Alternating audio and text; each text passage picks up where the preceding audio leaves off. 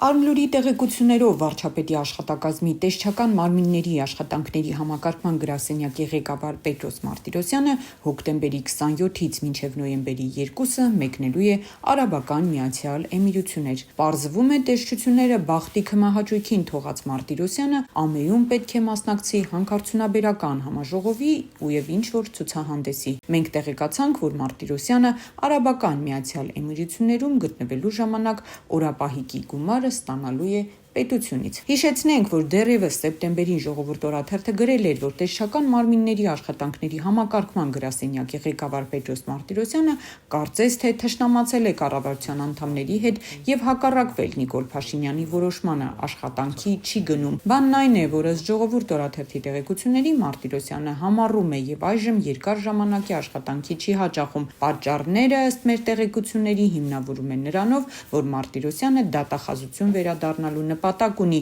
և այս պաշտոնն այնքան էլ իր սրտով չէ, այդ պատճառով էլ չի հաճախում աշխատանքի։ Ավելին, տեսչական մարմինները կարծես հայտնվել են կոտրած դաշտակի առջև, քանի որ ոչ ոք չկա, որ նրանց աշխատանքը համակարգի և առաջադրանքներ տար։ Մարտիրոսյանի ոլորտը բարձի թողի վիճակում է։ Հարկ է նշել, որ Պետրոս Մարտիրոսյանը կարիերան սկսել է 2012 թվականին Լոռու մարզի դատախազությունից որպես դատախազ և մինչ գրասենյակի ղեկավար ընտրվել է եղել է Երևան քաղաքի Արաբկիր և Քանաքեռ Զեյթուն վարչական շրջանների դատախազը։